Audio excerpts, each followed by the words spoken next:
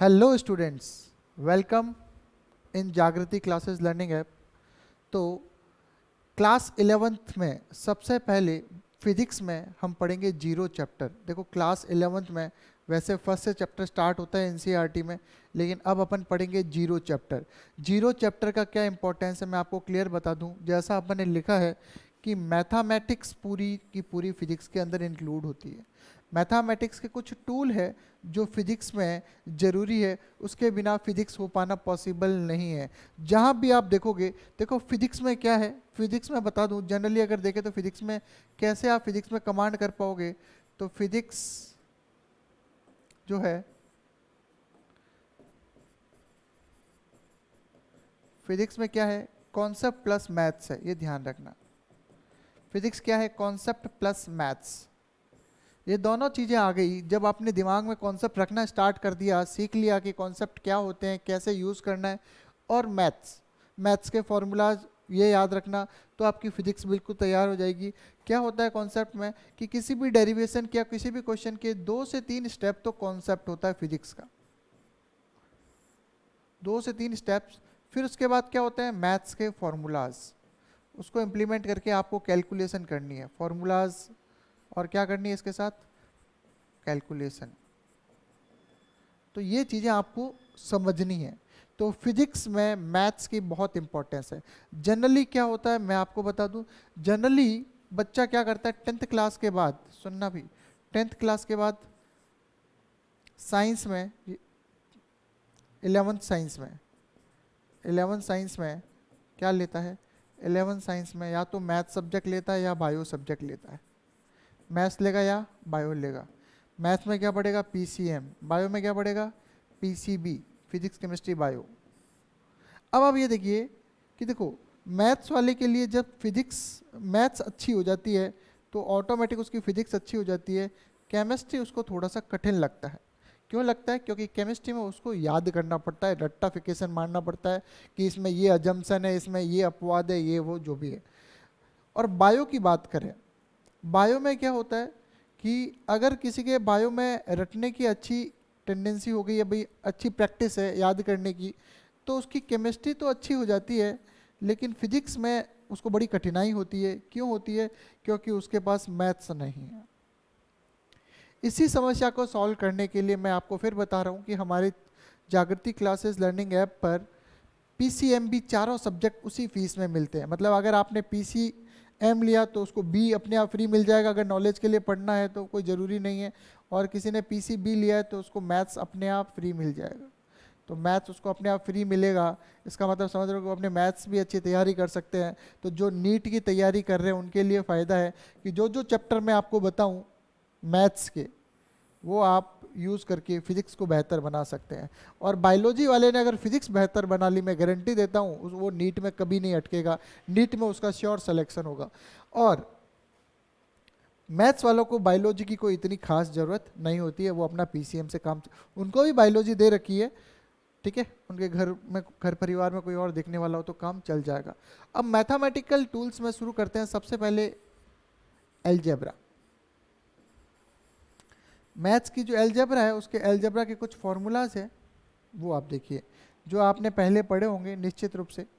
तो मैं अगर कहूँ आपको a प्लस बी का होल स्क्वायर, ये आपने पढ़ा है, पर ये फिजिक्स में सारी जगह पे कहीं ना कहीं काम आएगा, इसलिए मैं इनको पहले ही लिख देता हूँ।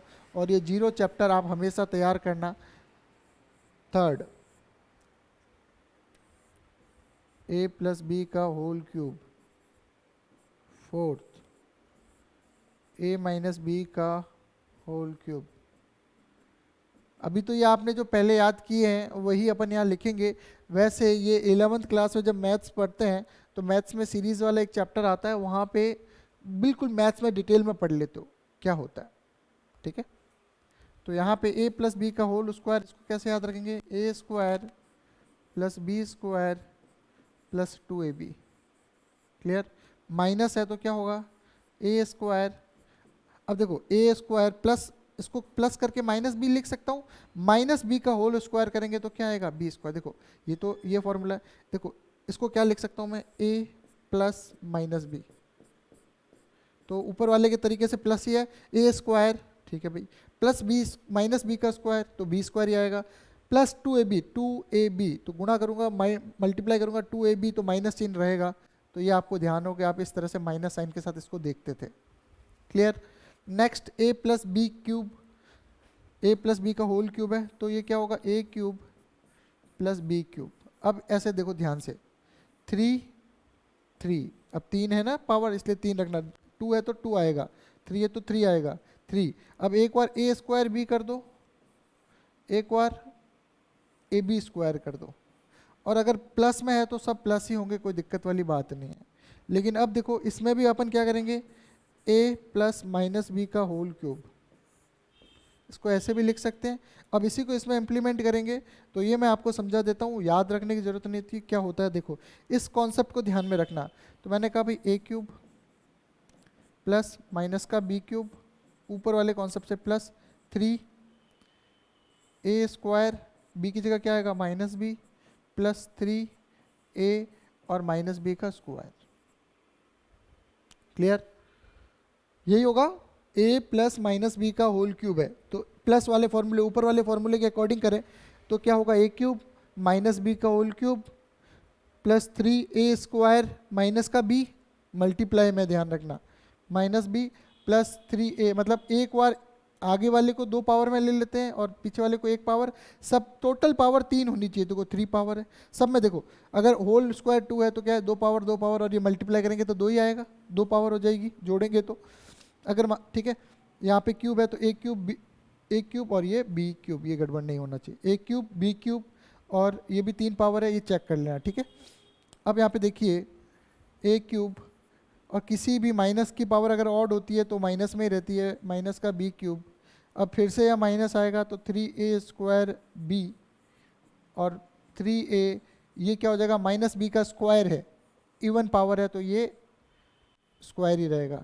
तो a cube minus B cube minus 3a square plus 3ab square. इसको और याद रखने का तरीका है तो आप देखो कि b की पावर, b नेगेटिव है तो b की पावर जहाँ जहाँ ऑड होगी वहाँ माइनस आ जाएगा। तो अगर इसमें भी करना है तो देखो b की पावर यहाँ ऑड है तो यहाँ माइनस हो जाएगा, और b की पावर यहाँ ऑड है तो यहाँ माइनस हो जाएगा। इस तरह से आपको ध्यान रखना है। ध्यान कैसे रखना है कि जहाँ जहाँ b की पावर ऑड है, क्या बोला मैंने, जहाँ जहाँ क्या बोला, b जहाँ जहाँ क्या है ऑड पावर्स में है वहाँ पे क्या होगा नेगेटिव b, या अपन इसको लिखें वहाँ b क्या होगा माइनस b, ये ध्यान रखना वहाँ माइनस आएगा। क्लियर। तो b जहाँ जहाँ पे ऑड पावर में है वहाँ पे क्या आएगा माइनस। ये 4 फॉर्मूला जल्दी से देखो, फिर आगे और पढ़ते बहुत सारे फॉर्मूला है। क्लियर, यहाँ तक मेरे हिसाब से समझ में आ गया। अब नेक्स्ट चलते हैं। अब एक फॉर्मूला और आता है number 5, a square minus B square. ये आप सबको आता होगा, a square minus B square. Clear.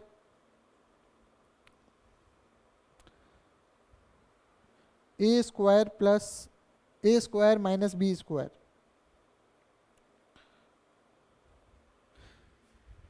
एक और है a cube plus B cube, और एक है वापस ऐसा ही a cube minus B cube. Clear. तो इसमें क्या होगा, a square minus B square क्या होगा, a प्लस बी आ जाएगा पहले और पीछे क्या आ जाएगा a माइनस बी, ये आपको पता है। a cube plus B cube है, जब प्लस है तो पहले प्लस वाला पावर 3 में देखना है। ऐसे अगर 3 पावर है a cube plus B cube तो क्या होगा। Clear. a cube plus B cube अगर इस तरह से है तो क्या होगा, तो इसको लिख दिया a प्लस बी और इसको लिख देंगे a square plus B square minus का A B, A square plus B square minus का ए बी। आपको ये फॉर्मूला इस तरह से याद रखना है। Clear. A square plus B square minus का ए बी कहाँ से आया ये भी मैं आपको बता रहा हूँ। अब इसके अलावा नेक्स्ट देखिए, अगर a cube minus B cube है तो a minus B, A square B square plus का ए बी, मतलब कहीं ना कहीं एक बार माइनस आएगा पावर 3 में। ये आया कहाँ से, ये आया यहाँ से। आप ये देखिए, ये आपके पास पड़ा है, आपको क्या चाहिए, आपको ये वैल्यू चाहिए, देखिए ध्यान से, आपको ये वैल्यू चाहिए, आप ये याद रखो तो वो अपने आप हो जाएगा, और इसको इधर ले आओ बस। क्लियर? आप इसको इधर ले आओ, फिर ये कॉमन वॉमन आके ये आंसर आपका वैसे ही बैठ जाएगा जैसे पहले था, तो आपको इतनी तकलीफ नहीं होगी। क्लियर? ठीक है, कैसे करेंगे ये बता देता हूँ मैं। आप क्या करोगे, इसको a प्लस बी का होल क्यूब है तो इसको क्या लिख सकते हो, a प्लस बी और a प्लस बी का होल स्क्वायर। क्लियर? फिर जब ये इधर आएगा, जब ये इधर आएगा तो इससे क्या हो जाएगा, a प्लस बी जो है इनमें से कॉमन आ जाएगा। कॉमन आते ही ये आप उसको सेट करोगे तो ये पीछे वाला डेरिवेशन अपने आप बनने लग जाएगा, ये वाला डेरिवेशन। तो आप याद रखोगे तो जल्दी कैलकुलेशन होगी। मैं वापस बता देता हूँ, अगर यहाँ स्पेस है तो मैं यहाँ बता देता हूँ कि देखो, मैं एक बार ट्रिक बता देता हूँ, आप घर पे एक बार कर सकते हो। मैं इसको a प्लस बी और a प्लस बी का होल स्क्वायर लिख सकता हूँ। टोटल मल्टीप्लाई करो, पावर 3 आ गई, माइनस मेरे को a प्लस बी क्यूब चाहिए तो मैं बाकी सब इधर ले आऊँ, तो 3a square B plus 3 minus में आएगा क्योंकि इधर लाया हूँ मैं, माइनस का 3ab square equals to a cube plus B cube. ध्यान से देखिए, मेरे को जो चाहिए था वो उधर पड़ा, ये वाली इक्वेशन से आप देखिए, ये मैं इस तरह से एक्सप्लेन कर रहा हूँ, ध्यान से देखना।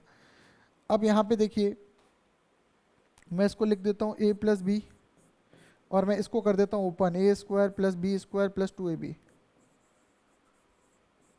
और मैंने क्या किया, यहाँ से माइनस का 3ab कॉमन ले लिया, तो यहाँ पे क्या बच गया, a प्लस बी।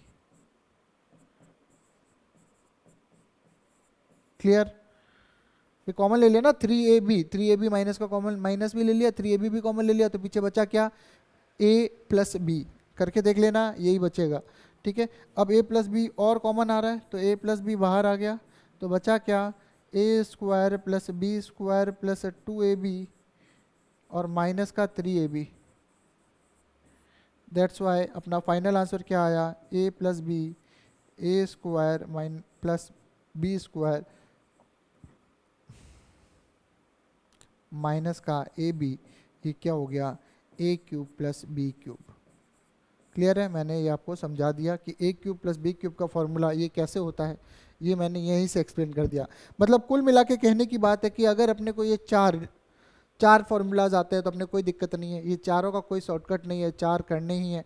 आप ये ध्यान रखना कि अगर ये 2 है तो 3 सबकी पावर 2, एक तो मैक्सिमम पावर 2 होगी, तो ए 2 बार है, बी 2 बार है, और एक ए और एक बी मिलके कितनी बार है, 2 टाइम्स है। नेक्स्ट अपन देखते हैं कि यहाँ अगर इसकी पावर 2 है, यहाँ इसकी पावर 2 है तो क्या होगा, यहाँ अगर इसकी पावर 2 है तो वही चलेगा, बस माइनस साइन आ जाएगा। जहाँ पे बी क्या है, ऑड, मैंने लिख दिया कि बी जहाँ पे बी की पावर ऑड रहेगी वहाँ पे माइनस में आ जाएगा बी।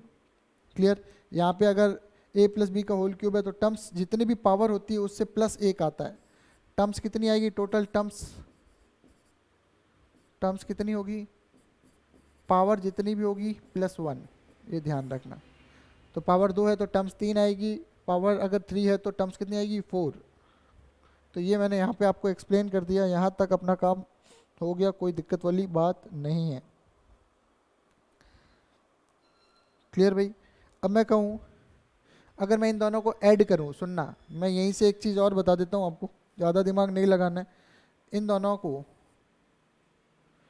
दोनों को अगर मैं ऐड करूँ, a प्लस बी का whole square plus a minus B का होल स्क्वायर, और मैं एक बार इन दोनों को माइनस करूँ, माइनस a माइनस बी का होल स्क्वायर, तो क्या आएगा,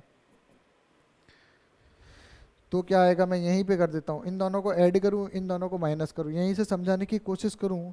तो ध्यान से देखिएगा प्यारे बच्चों, मैं इसको, ये कॉन्सेप्ट जो मैंने आपको बताया था, इसको मैं थोड़ा सा छोटा करके और ऊपर रख देता हूँ, अपना काम यहाँ तक हो जाएगा। अब इन दोनों को करना है तो देखियो क्या आएगा, यहाँ पे मैं पूरा एक्सप्लेन करके दिखाता हूँ।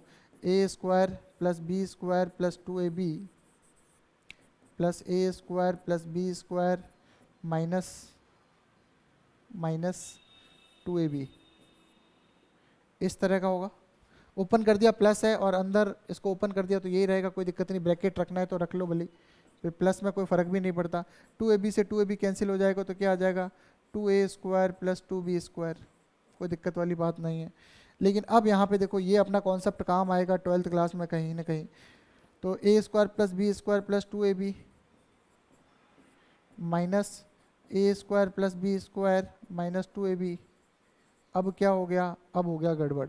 अब इसको एक बार और ओपन करना पड़ेगा, A square plus B square plus 2ab, क्योंकि अब माइनस है ब्रैकेट के बाहर, और ब्रैकेट के बाहर जब भी माइनस होता है सारे साइन अंदर जाके कन्वर्ट हो जाते हैं। तो ये माइनस प्लस से माइनस हो जाएगा, ये प्लस से माइनस हो जाएगा, ये माइनस से प्लस हो जाएगा।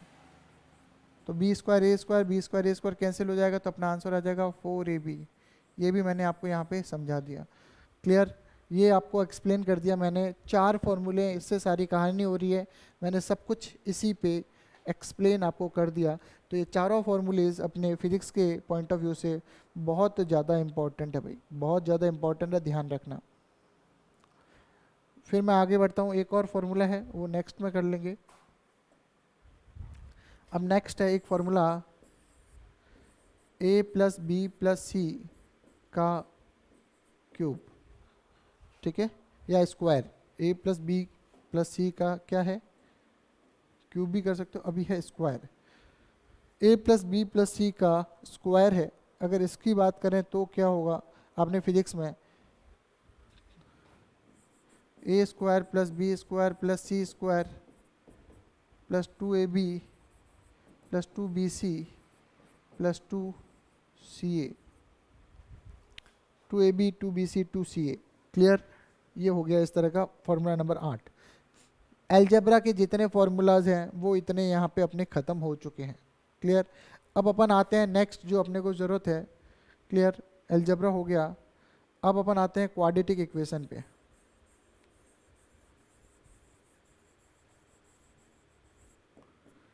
ध्यान से देखना, फिजिक्स में ये सब काम आएगा, और ये सब, ये पहला चैप्टर, ये तो जितनी 0 चैप्टर है, जितनी ज़्यादा बार देखोगे उतना फ़ायदा है। Quadratic equation,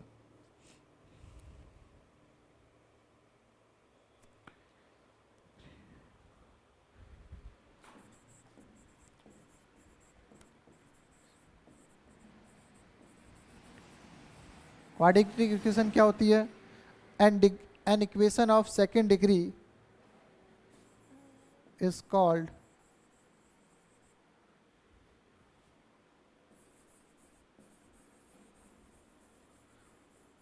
quadratic equation. ठीक है भाई, क्लियर। इसकी फॉर्म क्या होती है, तो क्वाड्रेटिक इक्वेशन की फॉर्म क्या होगी, ये आपको पता है, A X square plus B X square plus C equals to 0। ये आपको पता है, ये आपने 10th क्लास में डिटेल में पढ़ा है, लेकिन फिजिक्स में ये यूज आएगी।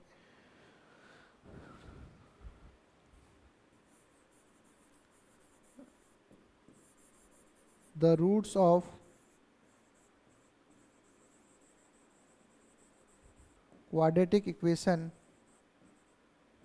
आर, रूट्स क्या होंगे क्वाड्रेटिक इक्वेशन के, फॉर्मूला है आपको पता है, ये फॉर्मूला ही यूज़ करना है, plus minus under root B square minus 4ac divided by 2a। ये बेटा सुपर फॉर्मूला है। कैसा फॉर्मूला है, इससे प्लस माइनस है मतलब 2 रूट आ जाएंगे, तो ये फॉर्मूला कैसा है, सुपर फॉर्मूला है। ये कभी भी क्वाड्रेटिक इक्वेशन आए, आपको जो उसके पार्ट करके नहीं, आपको यही फॉर्मूला लगा के, जब भी क्वाड्रेटिक इक्वेशन आए आपको यही फॉर्मूला लगा के यूज़ करना है भाई। इसी फॉर्मूले से क्वाड्रेटिक इक्वेशन के रूट्स निकालने हैं, ये आपको ध्यान रखना है। क्लियर, क्वाड्रेटिक इक्वेशन के रूट्स है वो इसी फॉर्मूले से निकलेंगे, ध्यान रखना। और ये यूज़ भी आएगा 11th और 12th में और फुल फिजिक्स में, और नीट वालों भाई और जेई वालों के लिए तो बहुत ज़्यादा। तो इसलिए फॉर्मूला आपको ये याद रखना है। इसके अलावा क्वाड्रेटिक इक्वेशन का कोई भी मेथड आपको ध्यान नहीं रखना है, सिर्फ कभी भी रूट आए तो ये फॉर्मूला लगाना है। क्यों लगाना है, क्योंकि अगर रूट होंगे तो पता चल जाएंगे, और रूट अगर मान के चलो आयोटा में आ रहा है, क्लियर, किस में आ रहा है, आयोटा। आयोटा क्या होता है, इमेजिनरी या काल्पनिक, उसमें अगर आ रहा है तो अपन क्या करेंगे, एक आधी वैल्यू, मान के चलो 2 वैल्यू आ गई, ठीक है, वैल्यू 1 वैल्यू 2, हो सकता है दोनों ही सही हो सकता है एक सही और एक कंडीशन को फॉलो ही नहीं करती हो। तो जितने भी रूट होंगे वो यहाँ से अपन निकाल के और पॉसिबल है रूट निकालना नहीं, वो भी यहाँ से पता चल जाएगा। तो ये क्वाड्रेटिक इक्वेशन है। इसका एक क्वेश्चन सॉल्व करते हैं। इसका क्वेश्चन है, आप जल्दी से सॉल्व करो इसका।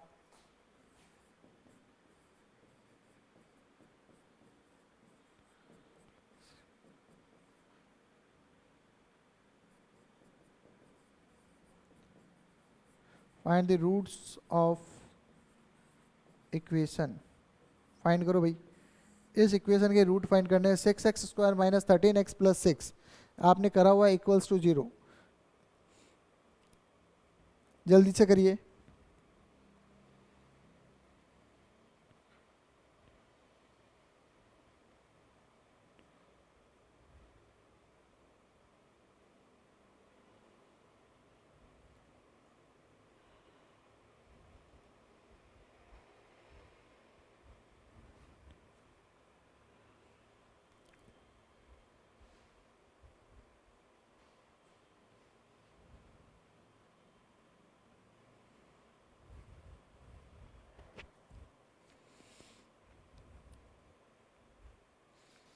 अब नेक्स्ट अपन इसके बाद टॉपिक पढ़ेंगे बाइनोमियल थ्योरम। यहाँ तक ये क्वेश्चन आप कर लेना। इसके जो आंसर है 3/2 और 2/3 दो आएंगे। नेक्स्ट जो है बाइनोमियल थ्योरम है, ये ध्यान रखना। अगर ये फर्स्ट चैप्टर समझ में आ गया आपको, आगे कहीं दिक्कत नहीं होगी, मेरी गारंटी है भाई। सारे CBSE और RBSE के बच्चे ध्यान से इस वीडियो को देखें। ये कंप्लीट होने के बाद कुछ नहीं, फॉर्मूलाज ही है। इसको बोलते हैं हिंदी में द्विघात समीकरण। द्विघात समीकरण, और आपको पता है कि द्विघात समीकरण है और ये समीकरण है और ये इसके मूल है। क्या है? ये इसके रूट्स हैं या मूल है? हल। रूट्स को क्या बोलते हैं? हल। ठीक है, ये ध्यान रखना, तो ज़्यादा दिक्कत नहीं होगी। और उस समीकरण के हल निकालने, और ये श्रीधराचार्य फॉर्मूला मैंने आपको बता दिया।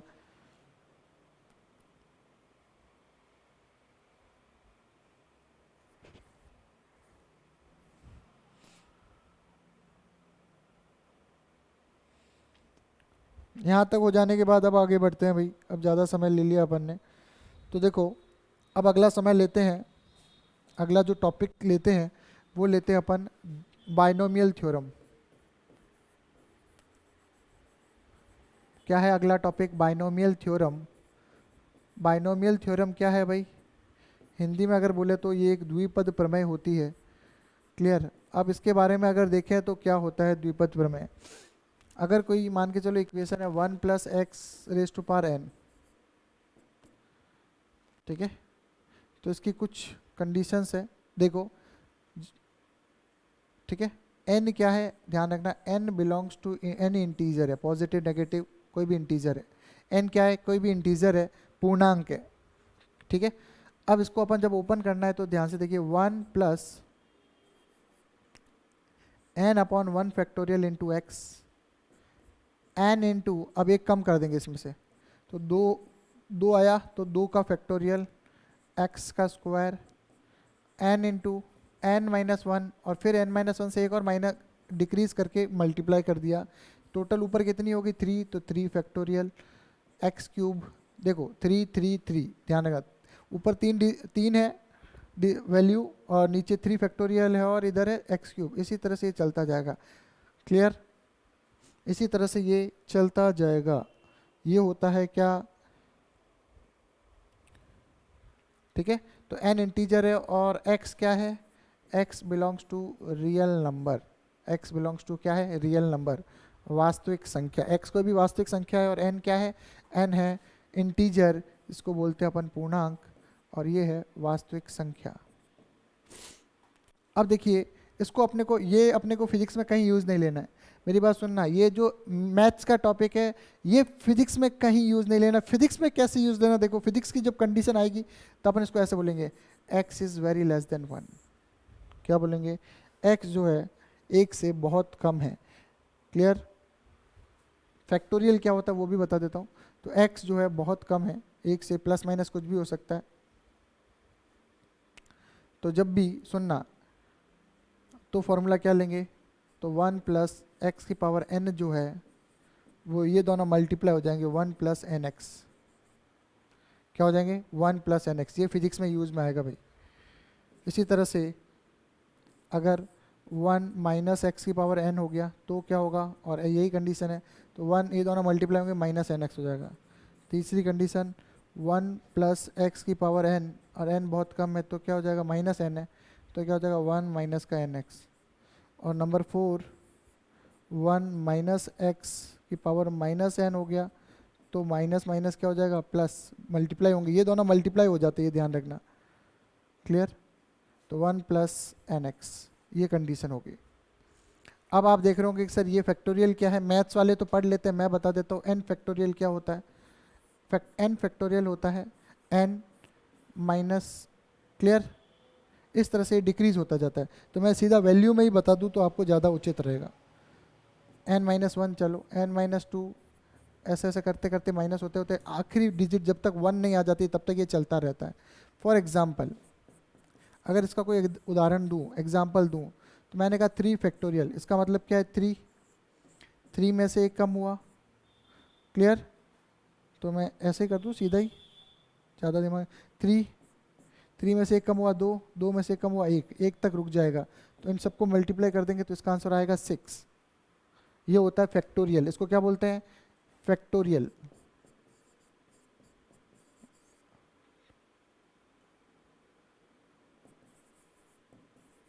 ठीक है भाई, इसको बोलते हैं फैक्टोरियल। क्या बोलते हैं? N factorial. हिंदी इंग्लिश दोनों में फैक्टोरियल ही बोलते हैं भाई, ध्यान रखना। ठीक है, तो एन फैक्टोरियल ऐसे होगा, एन एक एक कम होता जाएगा और लास्ट में 1 आएगा तब तक वो रुक जाएगा। मान के चलो 2 फैक्टोरियल, तो 2 और 1 कम किया 1, तो 2 फैक्टोरियल की वैल्यू होती है 2। अब मैं कहता हूँ 4 फैक्टोरियल बता दो भाई, तो आपने कहा सर 4, 3 और सर 2, और 2 के बाद कितना सर 1 ही आएगा, तो ये हो जाएगा लगभग 24। करके देख लो। ठीक है, तो इस तरह से फैक्टोरियल की वैल्यू ऐसे काउंट करते हैं। ये मैथ्स में पूरा डिटेल में आता है। अभी अपन ने बाइनोमियल थ्योरम जो अपने फिजिक्स में यूज़ आता है, जो अपने फिजिक्स में आता है ये यूज़ आता है, ये मैंने बता दिया। जब x रियल नंबर, ये तो 2 कंडीशन है, क्या है कि n जो है इंटीजर होना चाहिए पावर, और x कोई भी रियल नंबर होना चाहिए। लेकिन अगर ऐसा है रियल नंबर कोई भी है तो ये इक्वेशन होगी, लेकिन कंडीशन होगी कि x बहुत लेस है 1 से, तो आपको ये फॉर्मूला लगाना पड़ेगा। क्लियर? इसके लिए एक एग्जाम्पल भी है जो अपन 11th क्लास में ही पढ़ते हैं, तो इसी को मैं थोड़ा सा, इसका एक एग्जाम्पल भी है, मैं यहीं पे सेट करने की कोशिश करूँगा। एक उदाहरण भी है। क्या है? क्वेश्चन है ग्रेविटी के लिए। क्या है? ग्रेविटी वाले क्वेश्चन में एक आता है, तो उसको अपने को सॉल्व करना है, उसको अपने को सॉल्व करना है।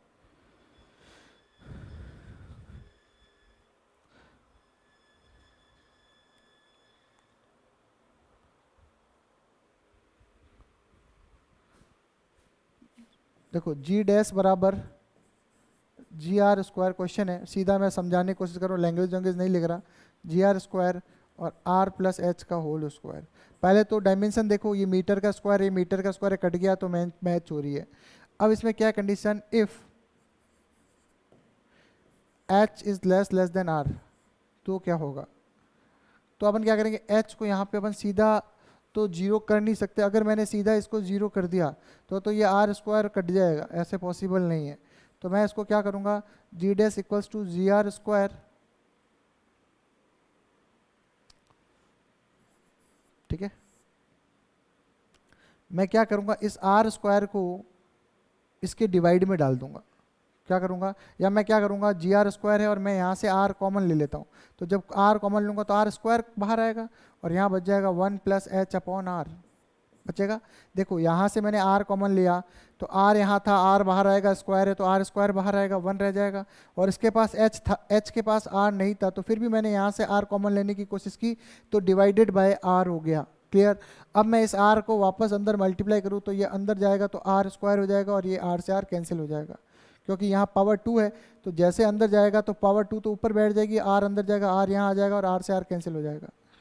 क्लियर? जब भी कोई स्टेप ऐसा करो तब आप एक पिछला स्टेप वापस चेक कर लिया करो, अच्छा इससे ये आ रहा है कि नहीं आ रहा, तो अपने आप पता चल जाएगा। आर स्क्वायर से आर स्क्वायर कैंसिल हो गया, तो जी डैश कितना हो गया, जी, और ये ऊपर चला जाएगा तो ये हो जाएगा 1 प्लस एच अपॉन आर, और जब ये ऊपर जाएगा तो पावर क्या हो जाएगी, माइनस में। जब ये नीचे वाला जब ऊपर जाएगा तो पावर क्या हो जाएगी, माइनस में हो जाएगी। यहाँ तक मेरे हिसाब से कोई दिक्कत नहीं होनी चाहिए। अब आप इधर देखिए, G dash equals to G 1 plus minus का 2 आ गया, मैंने कहा था मल्टीप्लाई हो जाते हैं, एच अपॉन आर, तो आंसर आ गया जी डैश, नया जो जी है वो कितना होगा, 1 माइनस 2 एच अपॉन आर। देखो मैथ्स का यूज़ करके एक फिजिक्स का एक डेरिवेशन तैयार हो गया। ये फिजिक्स का डेरिवेशन है, ये फिजिक्स का एक डेरिवेशन है।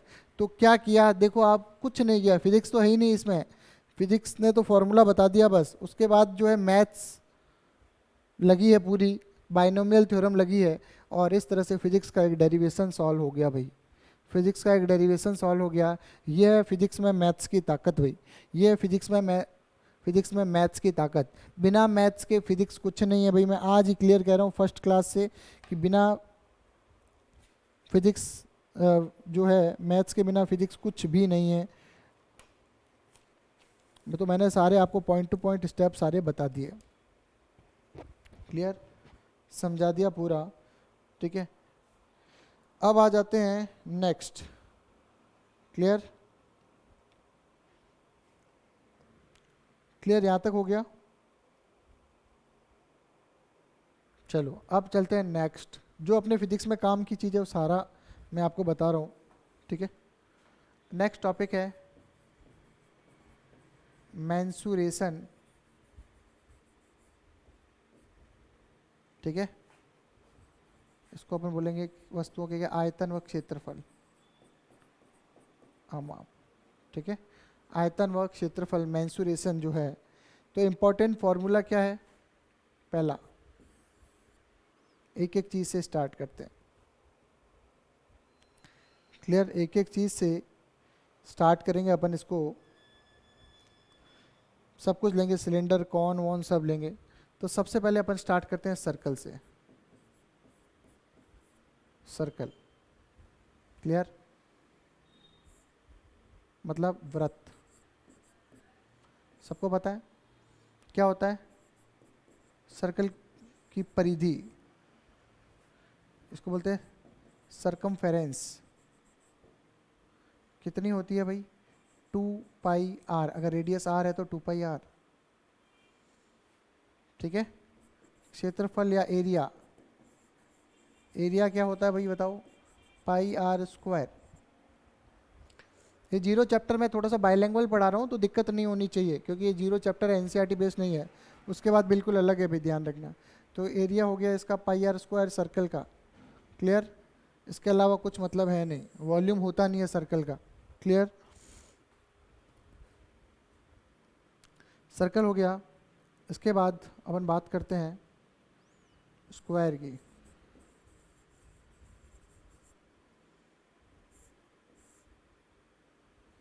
स्क्वायर में, क्लियर, स्क्वायर का यहाँ पे बोलते हैं परिमाप, वही यही होता है। कितना हो जाता है? 4। अगर रेडियस कितना है? वर्ग, और एक भुजा कितनी है? a, तो कितना हो जाएगा? 4a, a plus a plus a, देखो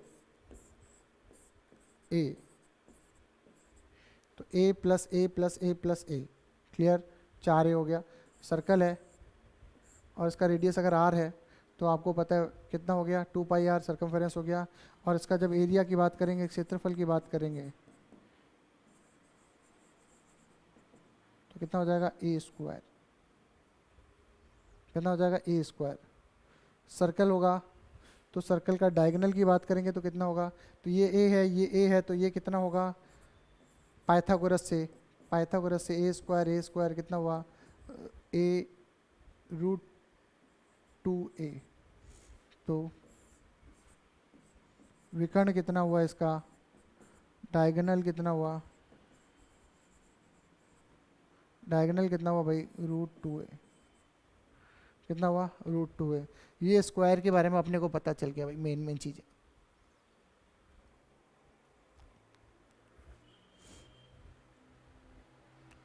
क्लियर भाई? यहाँ तक ये फिजिक्स में जो मैथ्स यूज़ आ रही है वो मैं आपको बता रहा हूँ भाई, क्लियर। नंबर 3 पे चलें।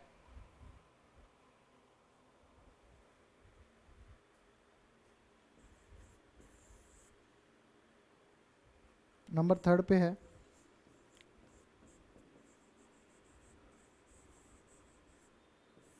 रेक्टेंगल। तो इसका अगर अपन परिमाप या बाउंड्री देखें तो कितना हो जाएगा? रेक्टेंगल में क्या होगा बताओ भैया आप, ये ए हो जाएगा, ये बी हो जाएगा, तो ये कितना हो जाएगा ट्वाइस ए प्लस बी। सबको जोड़ लोगे तो आपको पता चल जाएगा इसका जो क्षेत्रफल या एरिया है वो हो जाएगा ए इंटू बी, और इसका जो डायगोनल होगा या विकर्ण होगा वो हो जाएगा ए स्क्वायर प्लस बी स्क्वायर का अंडर रूट। यहाँ पे भी पाइथागोरस लगेगा, डायगोनल हो जाएगा ए स्क्वायर प्लस बी स्क्वायर का अंडर रूट, ये पाइथागोरस से हो जाएगा भाई।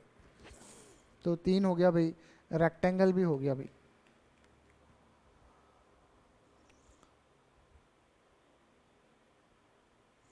यहाँ तक मुझे नहीं लगता कोई समस्या हुई होगी। एक और देखो भाई,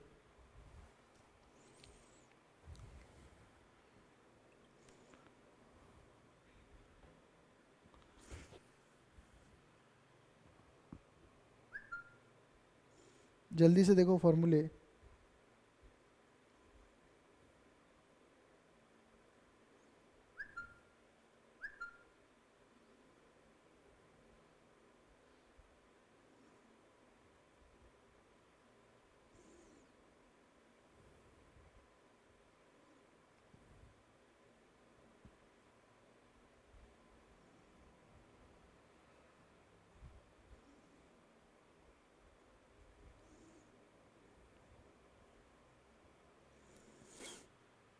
जल्दी से देखिए भाई।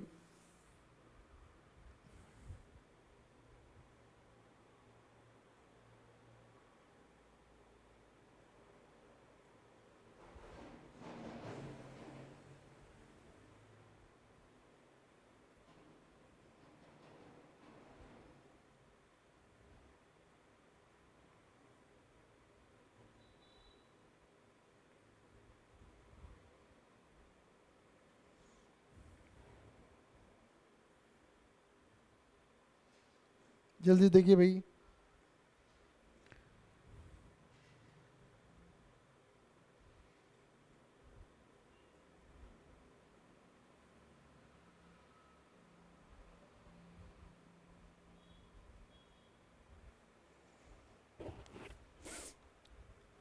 यहाँ तक हो गया।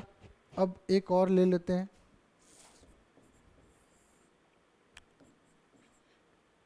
नेक्स्ट जो है अपन ले लेते हैं वॉल्यूम वाले। इधर देखो भाई, नेक्स्ट जो है अपन क्या ले लेते हैं, वॉल्यूम वाले ले लेते हैं। तो उसमें मेरे हिसाब से आपको दिक्कत नहीं आएगी।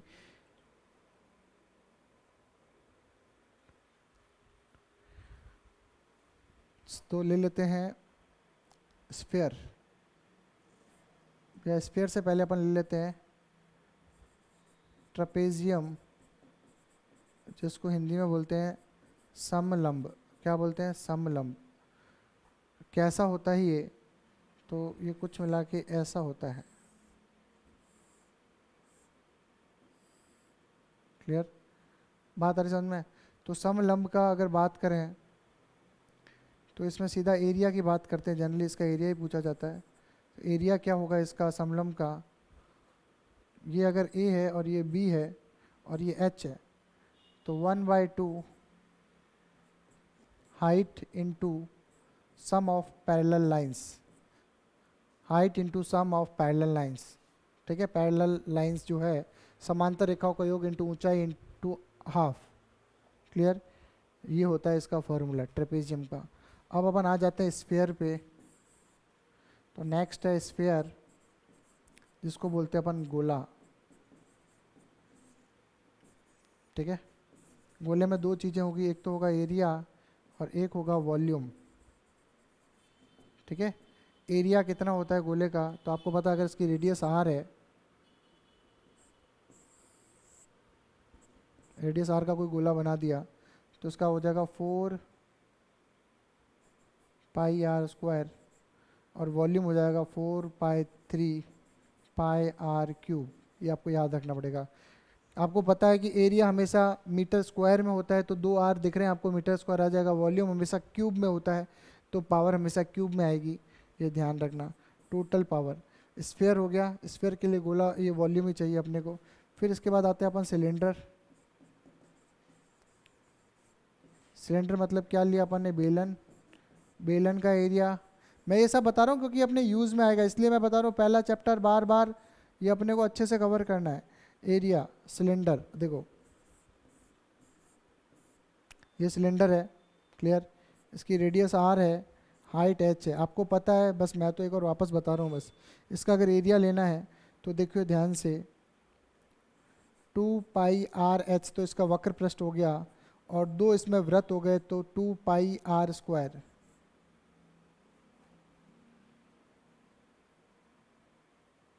To pi R H, R बड़ा लिया ना इसलिए आर बड़ा लिखने के लिए किया। ये तो हो गया वक्र पृष्ठ का क्षेत्रफल, इसका क्षेत्रफल इसका कितना होता है 2πr/h। और सर्कल दो ढक्कन है तो उसका कितना होगा, एक का होगा πr², दूसरे का πr², तो डबल कर देंगे। तो अब यहाँ से अपन क्या करेंगे, अपन कॉमन लेंगे 2πr, और यहाँ आ जाएगा r+h, क्लियर। और वॉल्यूम की बात करेंगे इसका, तो वॉल्यूम इसका क्या होगा, नीचे वाले का एरिया πr² और हाइट h से मल्टीप्लाई कर देंगे, πr² और हाइट h से मल्टीप्लाई कर देंगे। ये हो गया अपना सिलेंडर भी। तो 6 यहाँ पे आयतन व क्षेत्रफल जो अपन पढ़ रहे हैं उसके बारे में अपन ने पढ़ लिया, और यहाँ तक ये हो गया।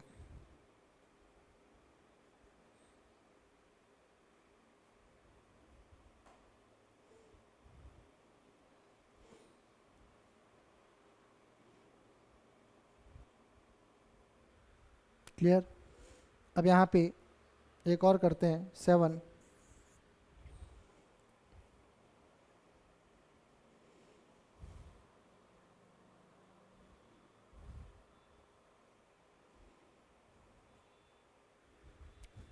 अब अगला लेते हैं अपन कौन,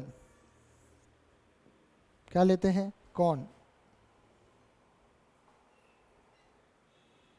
जिसमें ये रेडियस है r, देखता है ध्यान से, ये हाइट है h और ये लेंथ है l, क्लियर।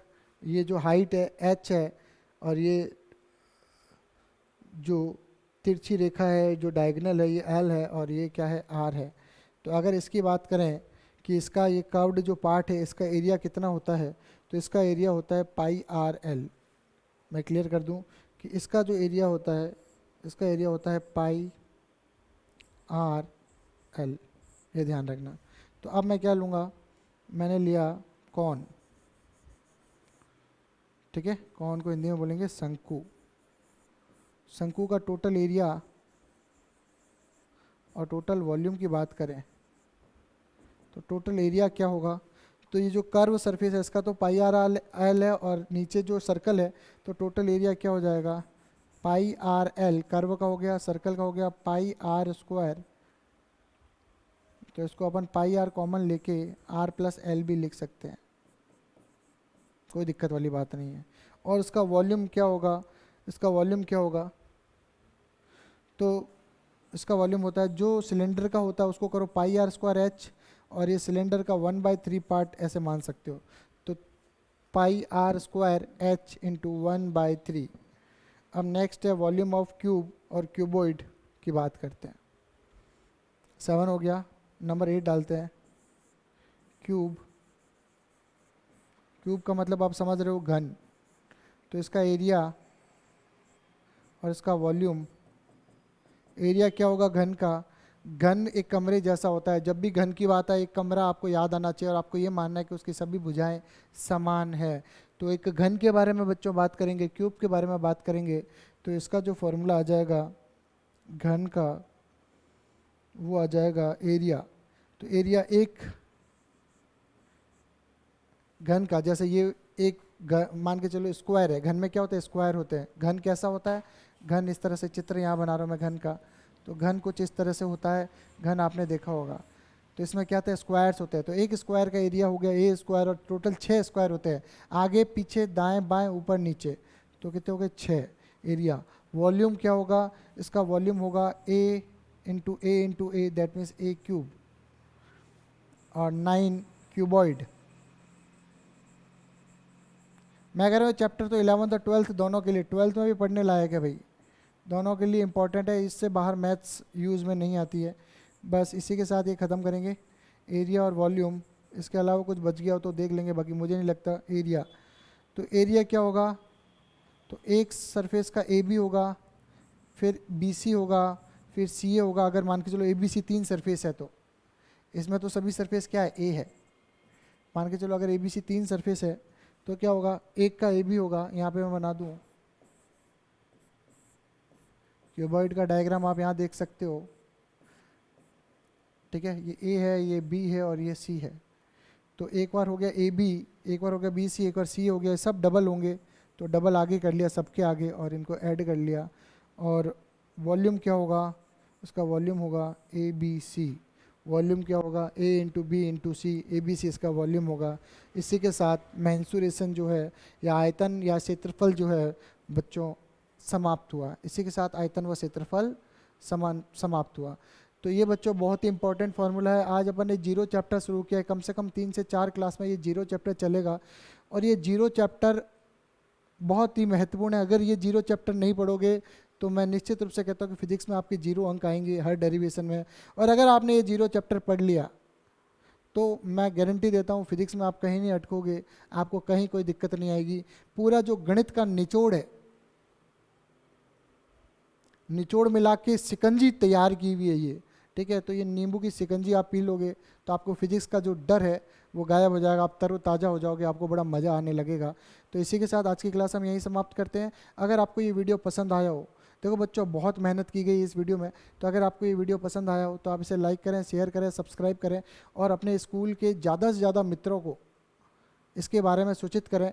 उनको बोलें कि भाई डेमो क्लासेस अवेलेबल है जागृति क्लासेस लर्निंग ऐप पर, वहाँ से ज़्यादा से ज़्यादा डेमो क्लासेस वो देखें और इसका फ़ायदा उठाएं। और अगर कोई ज़रूरतमंद या नीडी बच्चा है तो वो डेफिनेटली हमारे नंबर्स पे कॉल करें, हम उनको कोर्स जो है बिल्कुल फ्री में अवेलेबल कराएंगे। इसी के साथ आज की क्लास हम यही समाप्त करेंगे। धन्यवाद।